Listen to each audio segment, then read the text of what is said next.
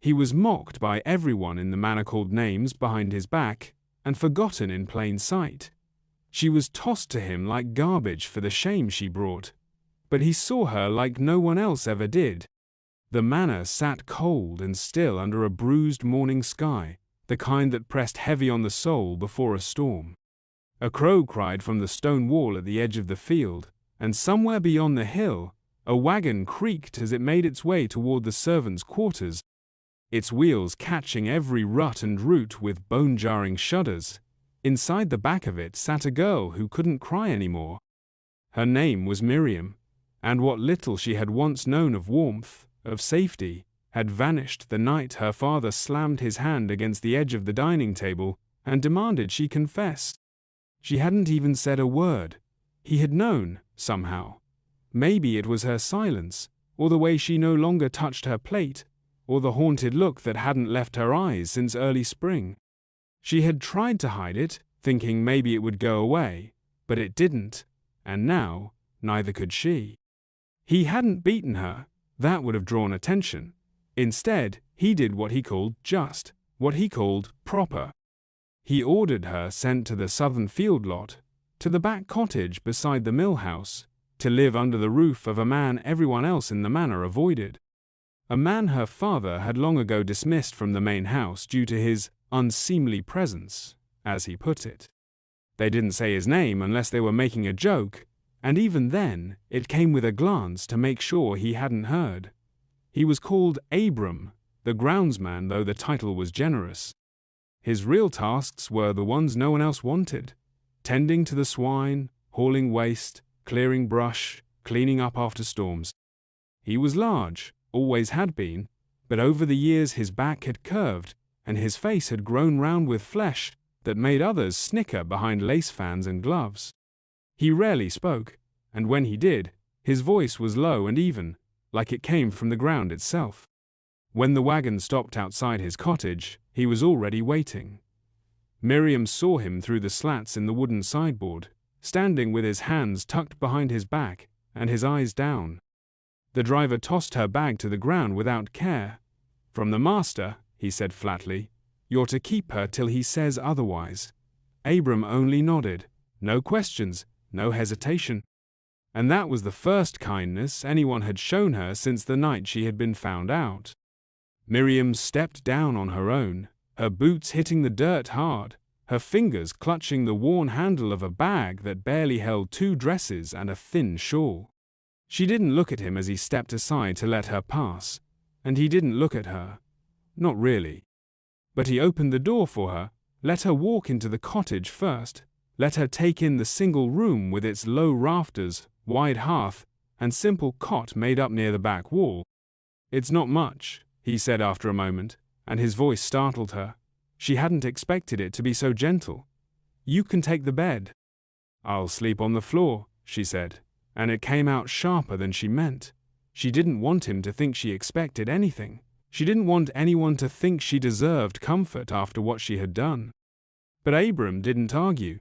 He only set the kettle over the fire and went about his work, as if she weren't the embodiment of shame and punishment her father had said she was. She stayed silent most of that first day. He offered her bread and stew, and when she refused, he left it on the table without a word. When she tried to sweep the hearth out of habit, he stopped her with a look not scolding, just careful. "You don't have to earn your place here," he said quietly, then turned back to his workbench and left her to her thoughts. That night, she didn't sleep on the floor. She waited until she was sure he had dozed off near the fire, then curled into the cot, wrapping herself tightly in the threadbare quilt that still smelled faintly of cedar and smoke. The days passed slowly after that. She didn't speak unless spoken to, and even then, only in short replies. She helped with the chores when she could, hauling water, gathering eggs from the small coop behind the barn, darning torn sleeves in silence. Abram never told her what to do. He never raised his voice. He never asked her why she had been sent to him, and slowly, because of that silence, something in her started to shift. She watched the way he moved, not with the lumbering weight people mocked him for, but with patience, with purpose.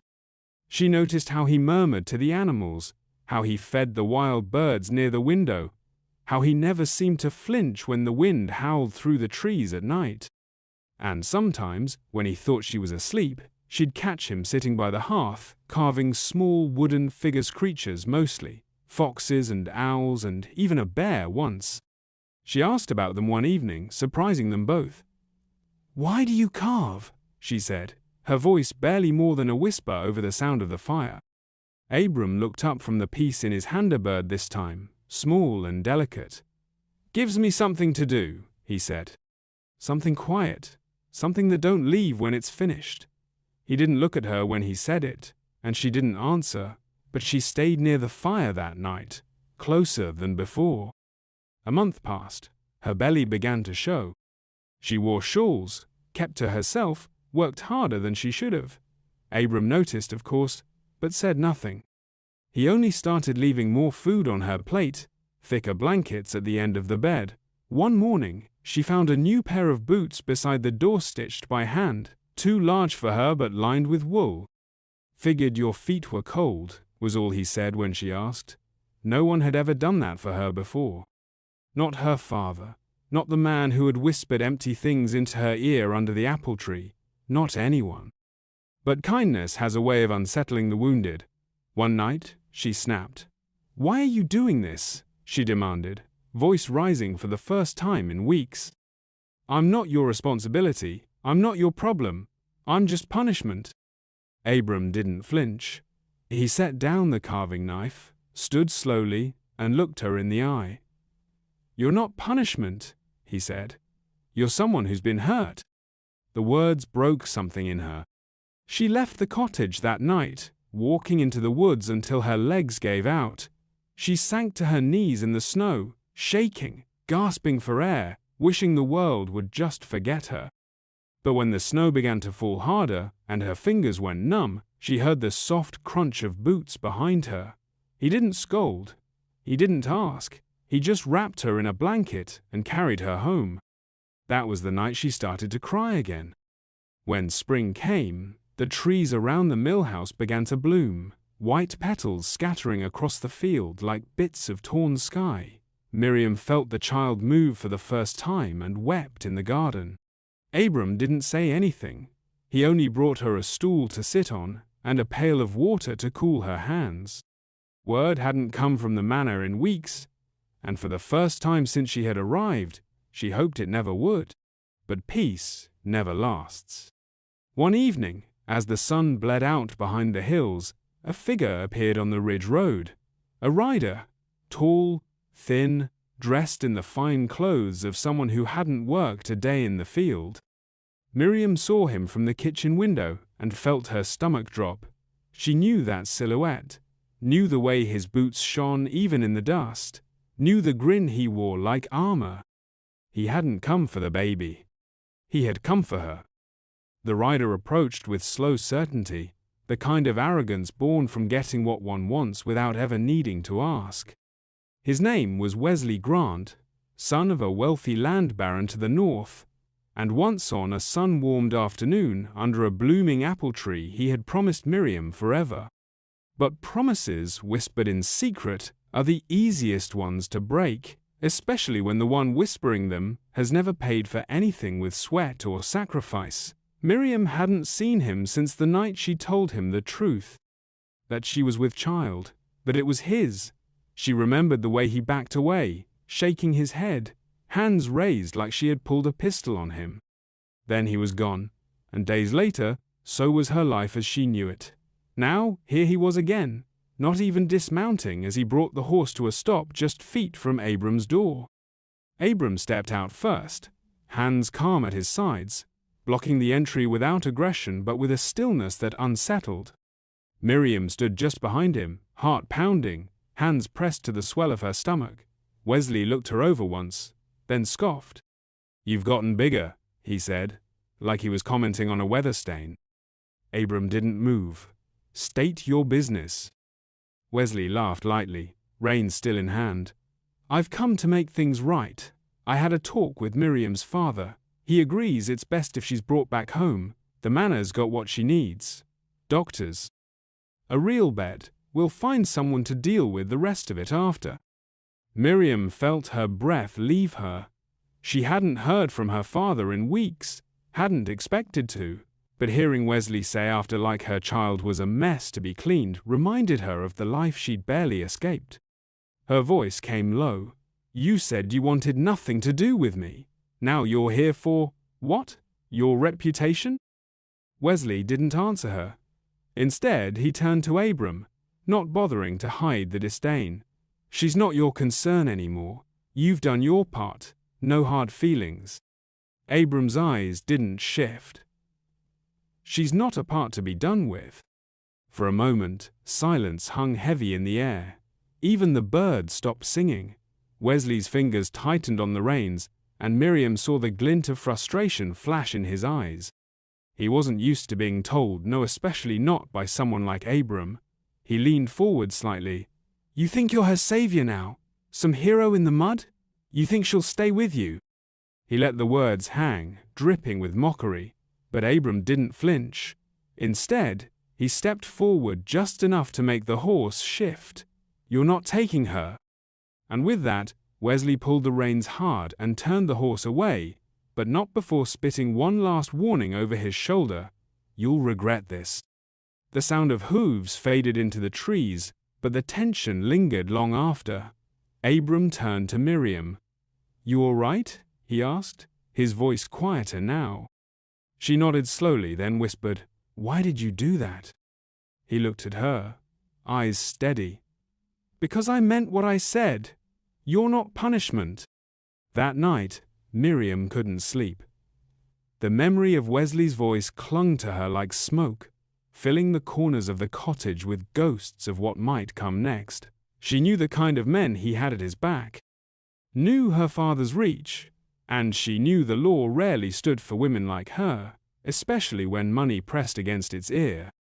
She lay on her side, watching the soft rise and fall of Abram's chest near the fire, and something inside her broke not from fear this time, but from the unbearable weight of someone standing for her without expecting anything in return. She rose quietly and took a blanket from the edge of the cot, then settled near him, the warmth of the hearth brushing her cheek. Abram stirred, but didn't open his eyes. Weeks passed without another sight of Wesley, but the unease never fully left. Abram began keeping the axe closer to the door. Miriam noticed the way he walked the perimeter of the property each morning, scanning the woods, his shoulders drawn tight. He didn't say it, but she knew he was watching for trouble. She also knew it wouldn't wait long. Then one night, it came. They were eating by lantern light, the stew between them steaming in chipped bowls, when the window shattered. A brick flew across the room, crashing into the wall and dropping to the floor with a dull thud. Miriam screamed, instinctively shielding her belly. Abram was on his feet in seconds, reaching the door just in time to see three shadows slipping back into the trees. They were laughing. A note was tied to the brick. Abram read it once, then folded it without a word and tucked it into the fire. Miriam didn't ask what it said. She didn't need to. The next morning, Abram brought down an old trunk from the loft. Inside were things she hadn't expected: ropes, tools, even a rifle wrapped in oiled cloth. He laid them out with practiced hands, then looked at her carefully. If it comes to it, we'll leave, but I'll keep you safe as long as I can. Miriam stared at him, heart heavy with gratitude she couldn't put into words. Why? She asked again, softer this time. Why do you care? Abram paused. Then slowly, he answered, Because someone should have. A long time ago. That night, they barely slept. Abram stayed near the door, listening to every creak and sigh of wind, while Miriam lay in bed with her hand over her stomach, whispering to the life growing inside her. She wasn't sure what future they had, but she knew it couldn't be taken by someone like Wesley. At dawn, Abram was already outside when she woke, sharpening the blade of the axe against a flat stone. The sun hadn't yet cleared the ridge when the sound of hooves returned, this time more than one. 5 riders came over the hill, dust curling up around them like smoke. They didn't hide. They didn't hurry. They just came with quiet certainty, like men who knew they wouldn't be stopped. Miriam stood in the doorway, one hand gripping the frame, the other resting over her belly. Abram stepped forward, axe in hand, his shadow stretching long behind him. The man in the lead smiled as he dismounted. It wasn't Wesley, but it was someone like him, rich in name, cruel in heart. "We're here for the girl," he said simply. "Best step aside." Abram's grip tightened on the axe handle. "Not today." The man's smile widened. "You really gonna die for her?" Abram didn't blink. "If I have to." And before another word could be spoken, one of the riders lunged forward. The first blow never landed. Abram moved faster than any of them expected. His size had made them underestimate him, but there was nothing slow about the swing of that axe. The rider's shoulder took the brunt of the strike, sending him reeling backward with a roar of pain, his pistol clattering into the mud. The others hesitated just a breath too long. Abram didn't. He stepped forward like a wave crashing against stone, forcing them back. One swing, then another. Not reckless, but precise, powerful. They scattered for a moment, cursing, but they weren't unarmed, and they weren't afraid yet. From the doorway, Miriam watched, frozen. She'd never seen violence up close and ever seen a man fight not for glory or sport, but for something sacred. She could barely breathe. Abram had shouted once, not at her, but behind him, inside, "Stay down." She hadn't moved since. 2 of the men regrouped, circling Abram slowly now, one with a knife drawn, the other with a rifle half raised. They thought numbers would win. But they didn't know how much a man could endure when he had nothing left to lose but the one good thing that ever happened to him. Abram ducked as the rifle fired the shot going wide, splintering the cottage wall. Then he closed the distance, swinging hard. The man with the knife stumbled back, blood running from a gash across his arm. But he couldn't fight forever. The man who had spoken first raised his revolver and aimed straight for Abram's chest. It all happened in silence. No warning, no pause. Just the slow squeeze of a trigger and a flash of fire. Miriam screamed. Abram staggered back, clutching his side. His breath hitched, and for the first time since the men arrived, he looked afraid not for himself, but for her. He fell to one knee, blood soaking through his shirt, the axe slipping from his hand into the dust. The shooter approached, calm now.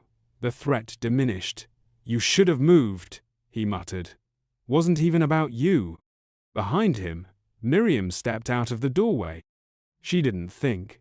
She didn't plan. She only knew one thing. She would not let the man who saw her as a burden, who treated her life like a stain to be scrubbed out, win. Her hand closed around the discarded pistol lying in the grass. It felt heavy, wrong, but it was there. The shooter turned just in time to see her raise it. The blast echoed through the trees. He collapsed in the dirt without a sound. The others fled. Whatever loyalty they had was not worth dying for. One dragged the wounded rider with him, another cursed as he galloped away, his hat flying off in the wind. In moments, they were gone, only the sound of hoofbeats fading into the woods, and the smell of smoke and blood lingering in the early morning light. Miriam dropped the pistol. Her hands were shaking violently, and she didn't notice the tears on her face until they hit the ground. She stumbled forward and fell to her knees beside Abram. "No," she whispered over and over. "Please, don't please." His eyes were open, but his face was pale. Blood was pooling beneath him, soaking into the earth. "You did good," he rasped. "Real good." "Don't talk like that," she said, pressing her hands to his wound. "You're going to be fine. You have to be fine." Abram grimaced, trying to sit up. "Listen to me under the floorboards. There's coin, a horse tied out back, if more come." "Stop," she said. "I'm not leaving you." But his gaze had gone unfocused, drifting. "You ain't nothing like what they said. You're not a shame. You're light, Miriam. You're worth fighting for." She leaned over him, her hands covered in his blood, and for the first time since her world had fallen apart, she prayed, not out of habit, not out of fear, but with desperation that shook her bones. She begged for mercy, for healing, for something greater than the pain that had followed her for months. And somewhere in the trees, the wind shifted. It took hours. He was too heavy for her to lift, so she dragged a wooden door off its hinges and made a stretcher. She packed the wound as best she could, tying cloth tight, whispering to him the whole time even as he drifted in and out of consciousness. She got him into the wagona, rusty, creaking thing they used for hauling firewood, and hitched the old mare to it. Then she drove. It was 20 miles to the nearest town with a doctor. Every bump in the road made her flinch. She sang to him when he groaned. She told the baby to hold on. She cursed her father beneath her breath and thanked God in the same breath. Every minute stretched like a lifetime. By the time they reached the clinic, Miriam's arms were numb from holding the reins. Her throat was raw, and her heart was breaking. The doctor was an older woman with silver-streaked hair and a gaze that missed nothing. She didn't ask questions, just pulled Abram into the back and shut the door. Miriam sat in the hallway, knees tucked to her chest, the scent of antiseptic burning her nose. A nurse brought her tea. She didn't drink it. She couldn't move. When the doctor came out, her face gave nothing away. She sat beside Miriam slowly, folding her hands. "He's alive. For now. You got him here just in time. But he lost a lot of blood. The next day or two will decide everything." Miriam nodded, unable to speak. Then she asked quietly, "Can I see him?" The doctor hesitated. Then she nodded. Inside, the room was dim. Abram lay still, his chest rising and falling with shallow breaths. Tubes and bandages covered him. He looked small somehow, though he was anything but. Miriam sat beside him, reaching for his hand. She didn't speak. She just held on. That night, as the wind rose outside and the lanterns flickered in the hallway, Miriam whispered to the life growing inside her. "He saved us," she said softly. "No one ever did that for me before. Not like this. I don't know what happens next, but I won't run, not anymore." She didn't sleep. She stayed by his side. And when morning finally broke over the hills, she was still holding his hand, waiting, watching, hoping. Dawn filtered slowly through the clinic window, casting thin lines of gold across the floorboards. Miriam sat as she had all night, unmoving, her hand curled around Abram's like it was the last thing tethering her to anything solid. His breathing was slow, uneven, but it was still there. The kind of fragile rhythm that could vanish with a wrong breath or the ticking of time. She hadn't slept. Every time her eyes began to close, she snapped them open again, terrified that if she let go for even a moment, he might slip away. When the nurse returned with a damp cloth and a gentle smile, Miriam helped sponge his forehead. She didn't speak unless spoken to. Not out of coldness, but because words felt hollow in a world where life was hanging on by a thread. Her own body ached, her back throbbed, her belly was heavy, and her legs trembled each time she stood. But she didn't leave. Not even when the doctor warned her that exhaustion would catch up eventually. "He wouldn't leave me," was all Miriam said, "so I won't leave him." It was 2 days before Abram opened his eyes again. Not fully, just a flicker at first. A low groan. Miriam was asleep with her head resting against his arm when he stirred, and the moment she felt it, she bolted upright. "Abram?" she whispered, her voice cracking. His lips barely moved. "Still here?" he rasped. Miriam nodded, eyes brimming. "Still here." He tried to smile, but it hurt. She could see it. His hand shifted beneath her sweep, but there. "Didn't mean to make you cry," he mumbled. You didn't, she said quickly. Not now. Before, maybe, but not anymore. He drifted again soon after, the effort of waking too much. But the color in his cheeks was better, his breathing more stable. The doctor said it was a good sign, though they weren't out of danger yet. Infection, weakness, internal bleeding, all things that could still undo everything. But Miriam had something now that she hadn't before. Hope! Word of the fight had traveled faster than she expected. Within a day of their arrival, whispers had spread down every dusty street in town. The man who took a bullet protecting a woman cast out by her own kin. The girl who shot a stranger to protect the one man who didn't treat her like a stain. Some called it scandal, some called it justice. But everyone knew it, and with knowledge came visitors. The first was the sheriff, who listened quietly as Miriam recounted what happened. She left nothing out. Not Wesley's arrival, not the threats, not the attack. The sheriff, a quiet, tired-looking man with boots worn down to the heel, nodded as she spoke, scribbling notes with a dull pencil. Wesley Grant, he said at last. Can't say I'm surprised. That boy always acted like he was made of gold and the rest of us dirt. Will you arrest him? Miriam asked. The sheriff sighed. I'll write it up, file what I can, but men like him, they've got more lawyers than conscience. Still, we'll make noise. That's more than most get. He tipped his hat as he left. He might be rich, but he ain't untouchable. Not anymore. Next came a preacher's wife with blankets. Then a farmer's daughter with clean clothes. Then an older woman who pressed a silver coin into Miriam's hand without a word and shuffled off. It wasn't just pity. It was recognition, because real pain was something people understood, and so was bravery. A week passed. Abram woke more often now, speaking in full sentences, though he winced when he moved. The doctor said he'd live, but recovery would be slow. Too slow to return to the cottage any time soon, so Miriam made the clinic room theirs. She kept the windows open when the weather allowed. She brought in dried lavender and wildflowers.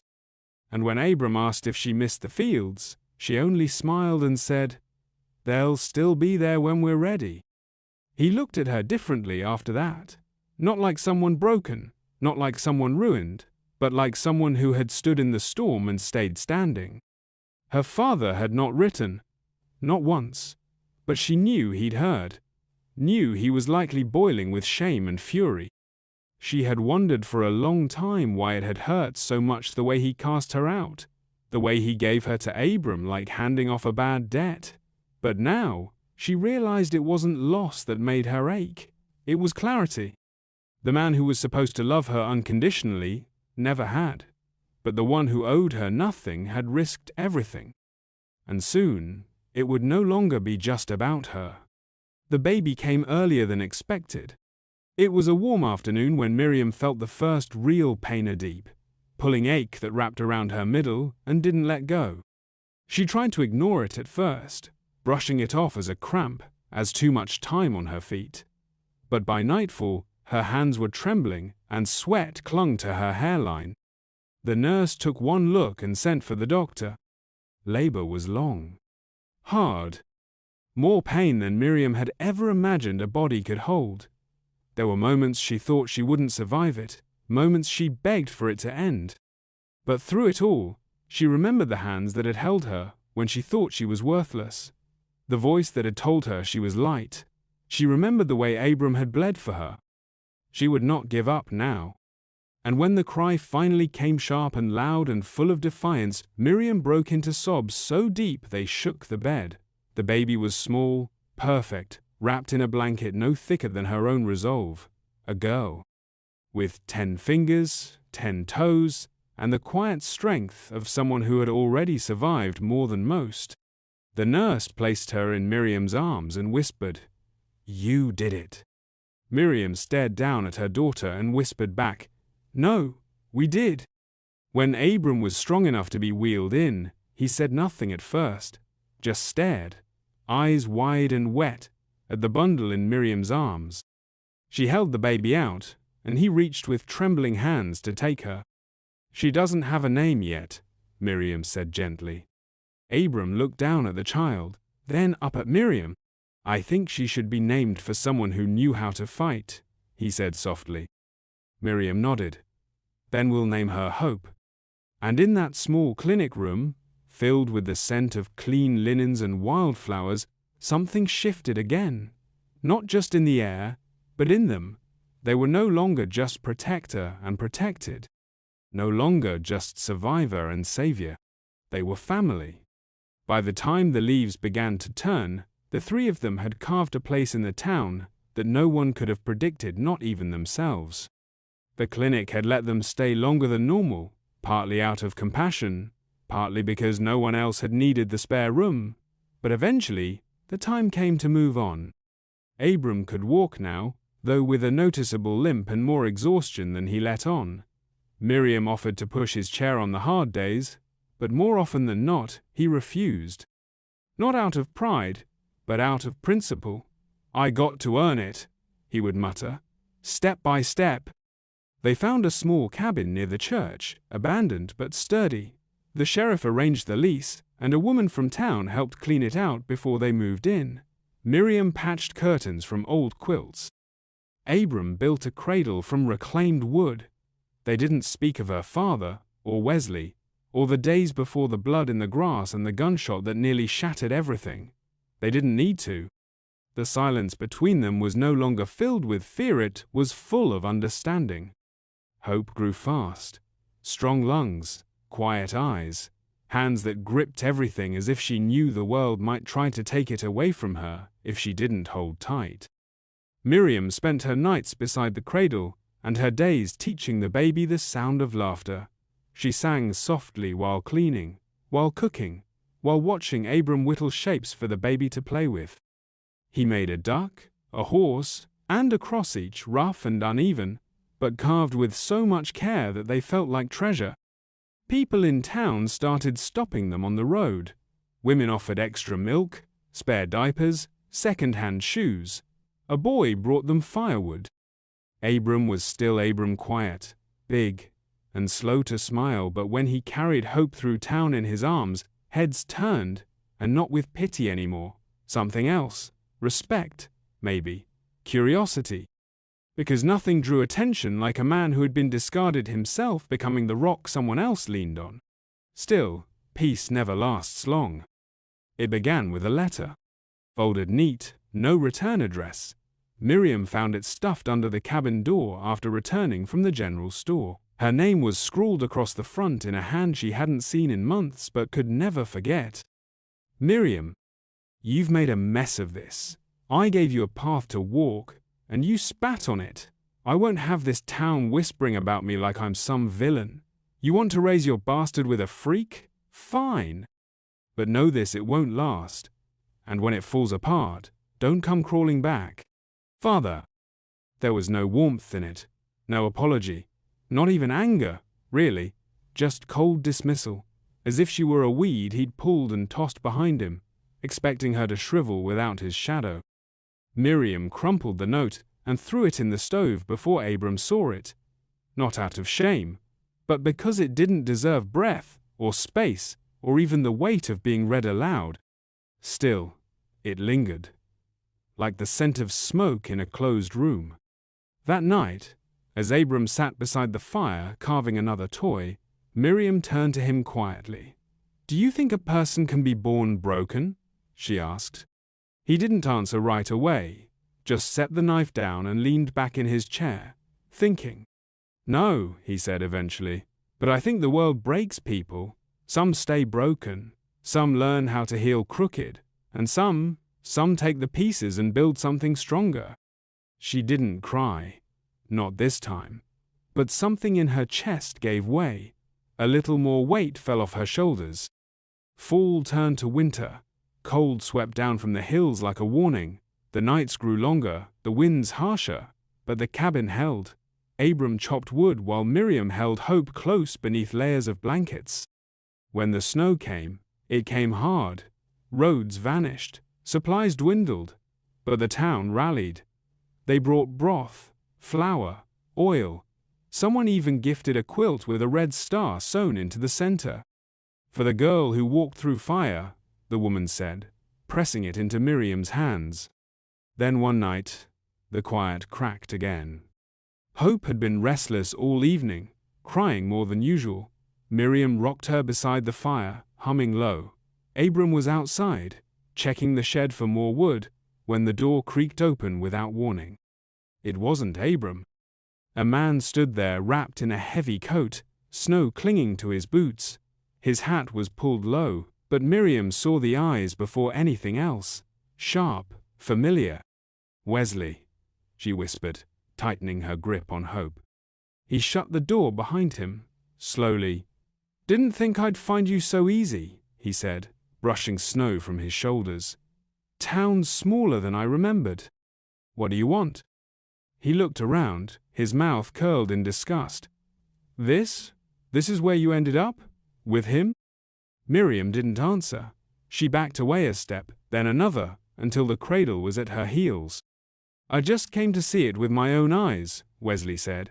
"To see how far someone can fall." "You don't get to talk to me like that." "Oh, I think I do. You cost me a great deal. My reputation, my standing with your father. That fat lump nearly killed me." "He saved my life," she said, voice rising. "He saved both of us." "And what? You're grateful? You think this little hovel is a victory?" Wesley stepped closer. That's when Abram walked in. He didn't say a word. He didn't shout or raise a hand. He just stood there, filling the doorway like a mountain, his eyes fixed on the man who had tried to end them. Wesley faltered. "You should leave," Abram said.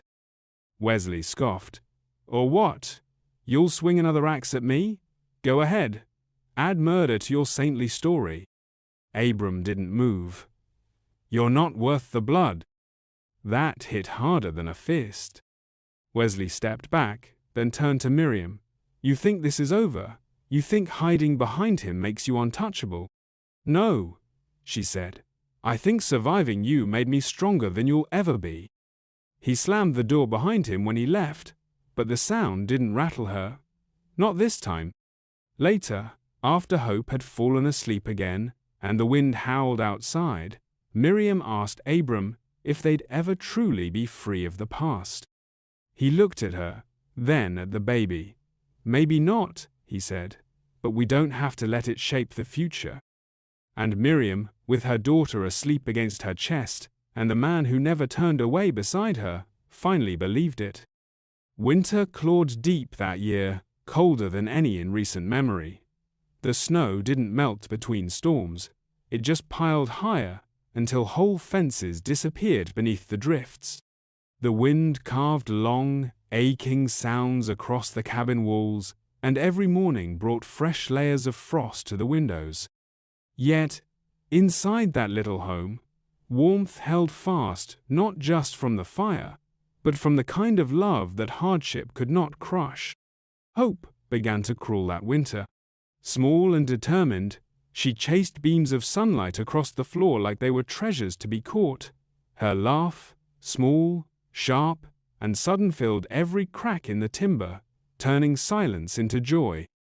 Miriam watched her with a kind of awe she never thought she'd feel again, not after the betrayal, the exile, the ache of knowing her child had once been considered a shame instead of a blessing.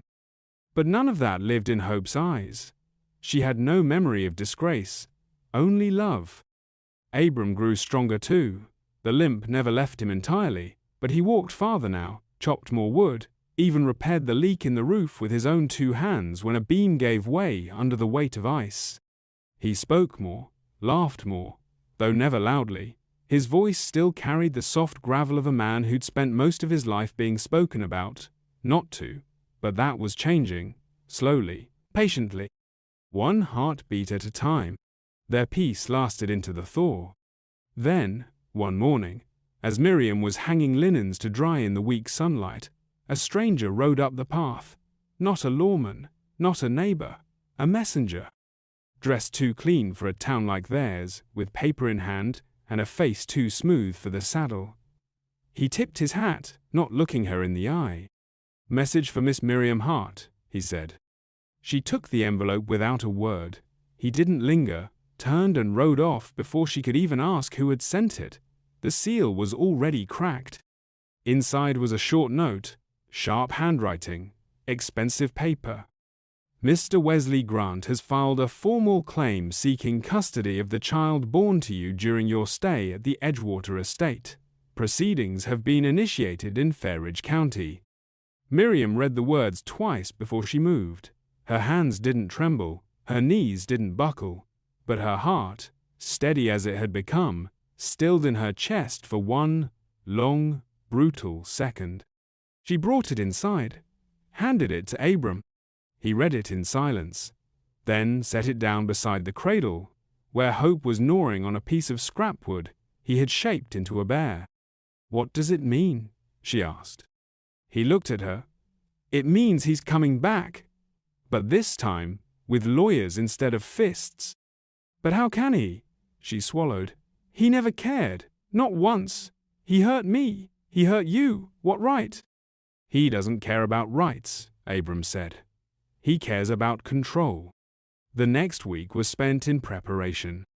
Miriam rode into town to speak with the sheriff, who couldn't do much except suggest a solicitor in the next county. Abram made inquiries of his own. A merchant who knew someone. A widow whose cousin had been through something similar. A trail of whispers that led them to a name, Thomas Winrow, an old lawyer who'd once served on the circuit but had since retired to a quiet plot of land beyond the river. Miriam and Abram rode there together, Hope bundled in a sling across her mother's chest. Winrow was blunt, hard of hearing, and slow to trust, but he listened. He read the letter twice, then looked them both over with the kind of long, weary gaze that only men who'd seen too much injustice could carry without cracking. "Courts don't favor unwed mothers," he said, "especially not ones who've been disowned by their kin. But," he tapped a finger on the table, "they favor money even more." "You mean he'll buy the judge?" Abram said. "Maybe, or maybe not, but you'd better be ready to fight like your life depends on it." "It does," Miriam said. "Not mine. Hers." They spent days gathering proof statements from the clinic, accounts from neighbors. Even the sheriff agreed to sign an affidavit affirming that Wesley had shown up armed, made threats, and left Miriam and her child in danger. But paper only went so far. Fairridge was a half-day's ride, and when they arrived for the hearing, the courthouse stood tall and cold like something built to intimidate more than serve. Wesley was already there, dressed in a fine gray coat, his hair slicked back, a cane in his hand that he didn't need but used anyway. His lawyer was younger, hungrier, the kind of man who smiled with his mouth but not his eyes. Miriam held Hope tightly as they entered. Abram walked beside her, steady and silent, a wall of calm in a sea of whispered judgment. The courtroom wasn't full, but the faces that were there turned to watch as the trio took their place at the defendant's table. Across from them, Wesley lounged like he'd already won. The judge entered. Gray-haired, stern, impatient. The hearing began. Wesley's lawyer painted a picture that felt more like a dagger. He spoke of legacy, of responsibility, of a child born out of wedlock to a disgraced daughter who had fled her family home to live with a man unfit by appearance and reputation to raise a child. He used words like unstable, unseemly, damaged. And Miriam sat through it all, fists clenched, jaw locked, tears burning behind her eyes but refusing to fall. Then it was Winrow's turn. He rose with effort, his spine curved but his voice strong. He spoke not of appearances but of actions, of the man who had brought a bleeding woman to a clinic on foot, of the mother who had cared for her child through sickness and hunger, of the townsfolk who had rallied behind them, not out of pity, but out of respect. He presented letters, witnesses, even the sheriff, who stood tall and clear when he said, "Wesley Grant left that woman and her child to die. He only wants that baby now to hurt her, or to rewrite his own shame. And finally, Winrose stepped back and said, if this court removes that child from her mother, it won't just be a legal decision, it'll be a wound that never heals. Not for the mother, not for the child, and not for the soul of this town. The judge didn't rule that day. He said he needed time, review, consideration. Wesley smirked as he passed them outside. You can play house all you want, he said quietly. But you don't get to keep something you never earned. Miriam didn't reply. She didn't need to. Hope shifted in her arms, reaching one small hand toward Abram, who took it gently in his. And in that single gesture, stronger than any rebuttal, any defense, any legal decree, was clear who belonged to whom. 3 days passed before the letter came. A ruling in favor of Miriam Hart, full custody retained, Wesley's claim dismissed with prejudice. She dropped to her knees when she read it, not from weakness, but from release. For the first time in what felt like years, the war was quiet, the storm was passing. And though scars remained some visible, some buried, Miriam, Abram, and little Hope stood together beneath a sky no longer clouded by fear. Together, always. Spring rolled in like a gentle tide, softening the edges of a world that had long been chiseled by hardship and cold. The snow gave way to damp earth, and the cabin that had once been little more than a refuge began to feel like something Maria home. For the first time in what seemed like a lifetime, Miriam could walk out the front door without looking over her shoulder. Hope toddled on chubby legs through the grass, her squeals of delight filling the air like birdsong. And Abram, once a man of solitude and silence, found his voice in small, careful words of comfort, words of guidance, and occasionally, quiet laughter that spilled out when he least expected it. But healing isn't a straight line, and some ghosts don't vanish with time. One afternoon, as Miriam picked herbs behind the house, a figure rode up the trail. She straightened, heart ticking faster, but not from fear, just from the unshakable instinct she'd carried since the day her father cast her out.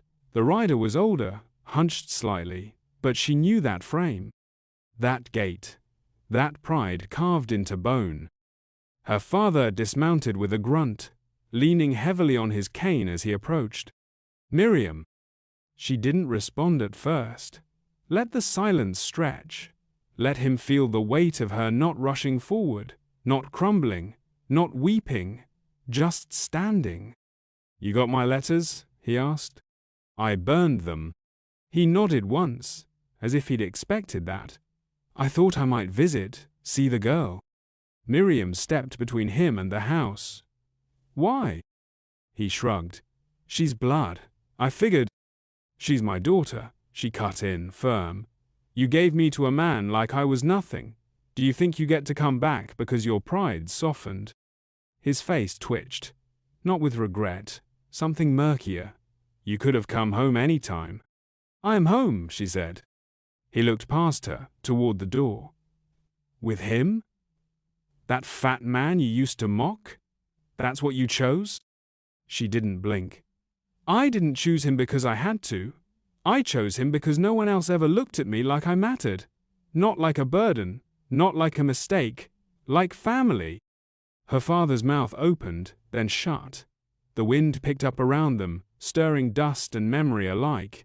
He looked older now, smaller, somehow. Like a man facing the ruins of something he once thought permanent. I didn't come to fight, he said eventually, or to argue. I figured maybe we could talk, one last time. Miriam crossed her arms, unsure whether to let him through. Abram stepped outside just then, Hope in his arms, her curls bouncing as she clung to his beard. The child's laughter rang out like a bell. Her father stared, not at Abram, but at Hope.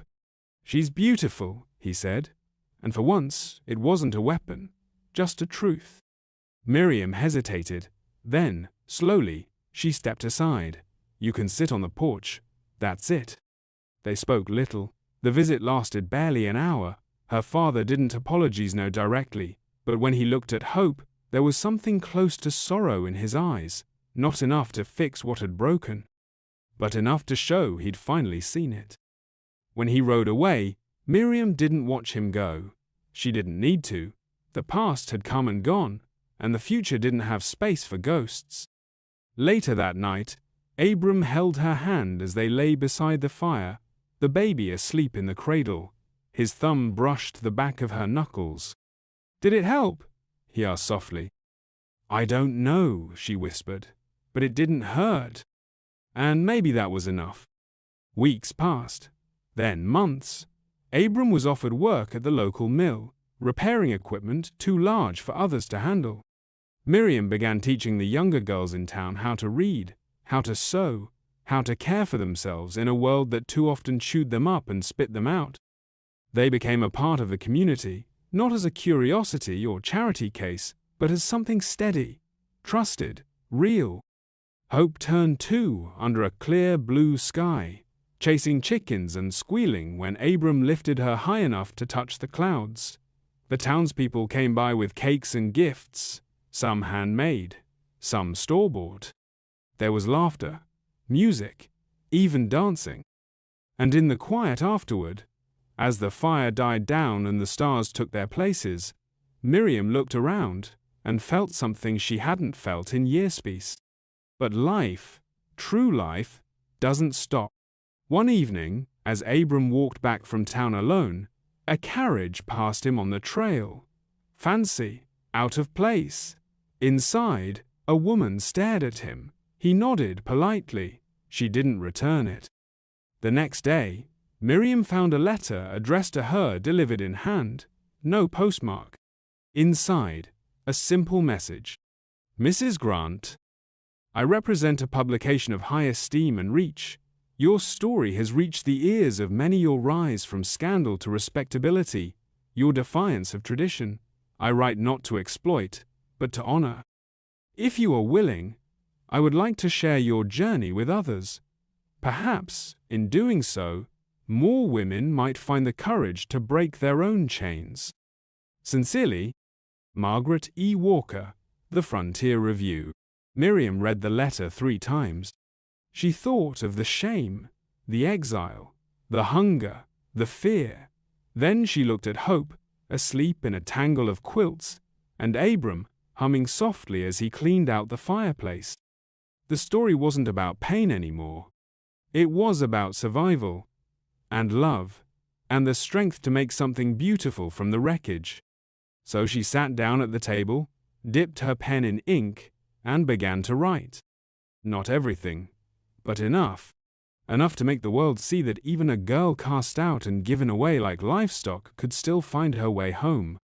And enough to make it clear that love, the real kind, the kind born in fire and tested in the cold, wasn't always loud or pretty, but it was enough to save a life.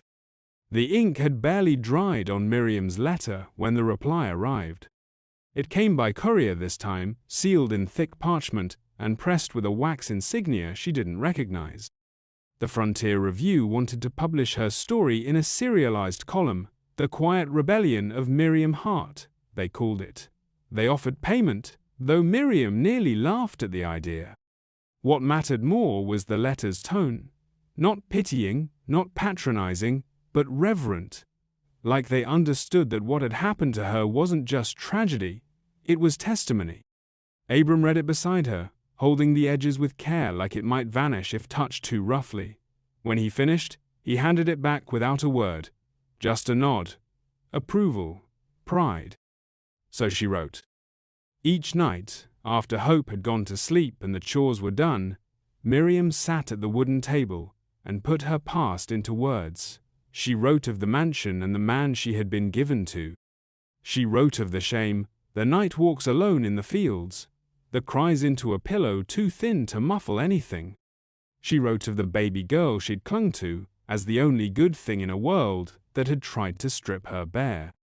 And she wrote of Abram, not as a savior, not as a fairy tale, but as a man who had been broken, laughed at, overlooked, and who still chose kindness, chose patience, chose her. When the first column was published, Miriam didn't know what to expect. The Frontier Review mailed her a copy, the front page marked with her name. Abram opened it for her, laying it out flat so they could read it together by lamplight. It was surreal, seeing her name in print. Seeing the story told not in whispers behind her back, but in bold ink across the country. Letters began arriving. Women from as far as Kansas and Arkansas wrote to say they too had been cast out. Some had children, some had scars that never healed. One wrote simply, "You made me believe I might still be worth something." That one Miriam kept tucked in her apron. But as with all things, not every voice that rose was kind. A few letters dripped with contempt accusations that she'd fabricated her suffering, exaggerated Abram's virtues, sullied her family name. One came unsigned, with only the words, "Some shame should stay buried." She burned that one in the stove, watching it curl and blacken to ash. "What do they want?" she asked one night, her voice brittle. "For me to go back? Say it was all a lie? That I should have stayed quiet like a good girl and let the world decide who I was?" Abram took her hand gently, then said, "They want you to feel small again. But you're not. You never were." Still, the words lingered longer than she wanted them to. Old wounds have a way of stinging even when the skin around them has long healed. One morning, a new rider arrived this time, not with paper or threats or even a request. He wore a modest suit, the dust of the trail clinging to him like regret. He introduced himself as Reverend Daniel Morgan, from a church 3 towns over. He had read Miriam's story. "I came not to judge," he said quietly as they sat on the porch, "but to ask, how did you forgive?" Miriam blinked. "Forgive who?" "Your father, the man who gave you away, the people who stood by and let it happen." She looked out at the field, where Hope was chasing a butterfly with Abram a few steps behind her. "I didn't," she said after a pause. "I stopped waiting for them to feel sorry. I stopped asking for an apology. I just built something new where they left me broken. That was enough." The Reverend bowed his head. "I think the Lord would call that grace." Miriam didn't answer. She wasn't sure it was grace. It felt more like survival, but if others found hope in it, she wouldn't take that away. As the months passed, Miriam's story grew. People came to the cabinet out of curiosity, but to learn. Women brought their daughters, men brought apologies. Some came just to sit in silence beside Abram, as if his presence alone offered a kind of peace. One day, the mayor from Fairridge himself rode up to the cabin with a formal request. They wanted Miriam to speak at the town hall, to tell her story aloud. She hesitated. "I'm not a preacher," she said. "I'm not even sure I'm brave." "You don't have to be," the mayor replied. "You just have to be real." So, on a brisk autumn afternoon, Miriam stood behind a lectern in a room packed wall to wall. Hope sat in the front row, her small hands clasped in Abram's thick fingers. The crowd was quiet, expectant. Miriam looked down at the paper in her hand, then folded it away. "I was thrown out," she began, "not just from a house, but from the idea that I was ever worth loving. I was told I had failed, that I'd brought shame." Her voice trembled. "But shame doesn't raise a child in the dead of winter. Shame doesn't stay up nights listening for every cough. It doesn't rock a sick baby back to sleep. Love does, kindness does. The kind that doesn't come dressed in fine clothes or carry titles. The kind that's steady and quiet and true." She paused. "My daughter doesn't know where she came from yet. But one day, when she asks, I won't tell her about the betrayal, or the cruelty, or the names people called me. I'll tell her about a man with rough hands and a soft heart, who carried us both when we couldn't walk, who never asked for anything but gave everything." She looked toward Abram then. His eyes were shining. Not from pride, from something deeper, older, reverent. "And I'll tell her that we didn't escape shame. We replaced it with something better." The crowd rose, not to cheer, but to honor. Years passed. Hope grew like a wild flower, tall, resilient, bursting with color. Abram carved her a rocking horse, then a little bench, then a locket with her mother's initials etched inside. Miriam taught her to read, to write, and most importantly, to stand tall even when the world wanted her bent. When Abram grew ill, it came slow, gentle, like the closing of a book whose pages had all been read with care. Miriam stayed by his side, her hand never leaving his. "I ain't scared," he whispered one night, his breath shallow. "I had more than I ever thought I'd get, more than I deserved." "No," she said softly. "Exactly what you deserved." His last breath came beneath a sky full of stars, Hope sleeping between them, her small hand curled into his palm. They buried him beneath the oak behind the house, where the sun reached early and the birds always came to sing. Miriam didn't wear black. She wore the shawl Abram had mended years ago, threadbare but warm. She read no scripture, but left a single letter atop his grave. Just 4 words. "You gave us everything." In time, she grew old, but never bitter. She watched her daughter become a woman bold, strong, unafraid.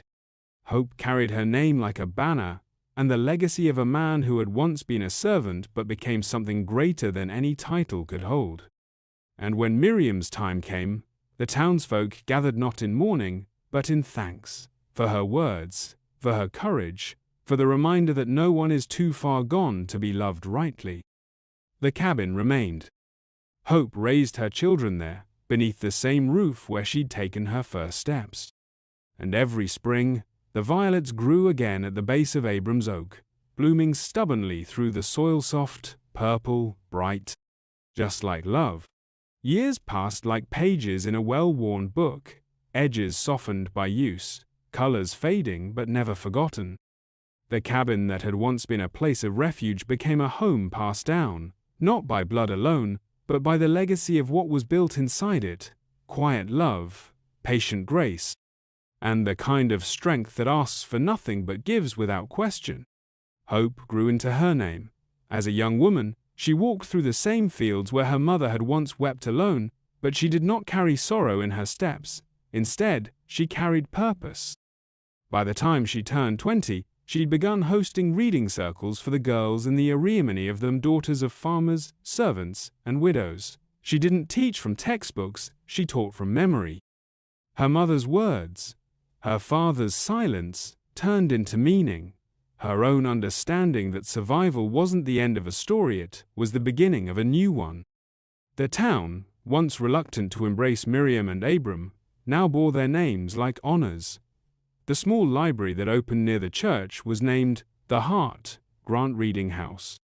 Inside, there hung a framed article from the Frontier Review, faded but preserved behind glass, with the original title still legible: The Quiet Rebellion of Miriam Hart. Hope never changed the cabin too much. She kept Abram's chair by the hearth, the same one he'd fallen asleep in most nights, and the small wooden cradle he built now cradled her own daughter. On the porch, the wind still blew the way it had when Miriam first returned from exile, soft and unsure, like it too was learning how to begin again. But the world beyond the trees moved on. One day, a young journalist arrived, this time a man, no older than 25, tall and awkward, with ink-stained fingers and eyes that soaked in every detail. He'd read about Miriam's story in a university archive and followed the trail all the way to the cabin, driven not by fame or curiosity, but something deeper. "I think people need to remember," he said, as Hope handed him a glass of water. "Remember what?" she asked. "That love doesn't have to be perfect to be holy." Hope said nothing for a moment, then smiled. "Stay for supper. If you're going to write about us, you'd better do it right." He stayed 3 days. In the evenings, he sat with Hope on the porch, taking notes as she told stories not found in the article about the first winter, about her mother's lullabies, about the way Abram used to hum while repairing the roof. The journalist wrote not just about Miriam, but about the life that bloomed after the garden she started, the school she helped build, the women she counseled in secret who went on to make their own escapes. Before he left, he asked to see the graves. Hope took him behind the house, past the oak tree that stood watch like a sentinel. Beneath it lay two simple stones. One read Abram Grant, a gentleman in a harsh world. The other, Miriam Hart, voice for the silenced. He knelt, not out of ritual, but respect. Back in town, the young man published a collection of essays titled, After the Fire, Stories of the Quiet Brave. The first chapter was entirely about Miriam and Abram. The final line read, They didn't set out to change the world, they just refused to let it break them, and somehow that was enough. Hope received dozens more letters in the months that followed, some addressed to her mother, unaware she had passed, others addressed only to the woman who survived. One woman wrote, My daughter was taken from me. I thought I'd never breathe again, but your mother's story gave me back my strength. I want you to know her life mattered me, to my child, to more people than you'll ever know. Hope wept as she read it, then folded it carefully and placed it beside the others in the wooden box she kept in her mother's old desk, a box filled not with money or medals, but memories, proof. Years later, Hope's children would sit by the fire and ask the question children always ask, Was it all real? And Hope would nod. More real than anything. She would tell them of a time when the world was colder, harsher, when a girl's mistake was seen as her ruin, when a man who'd been laughed at for his weight, for his silence, for his simplicity, became a rock others built their lives on. And then she'd look toward the hearth, toward the empty chair still sitting where it always had, and say softly, But they changed it, one day, one act of kindness, one night at a time. In the end, Miriam and Abram's story became more than a scandal turned to sympathy. It became a blueprint for love that asks nothing, for forgiveness that doesn't beg for attention, for families built not from obligation, but choice.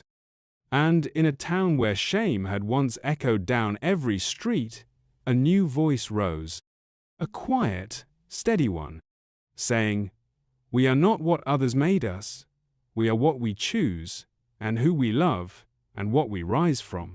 That voice belonged to Hope, and she carried it forward, not as a burden, but as a torch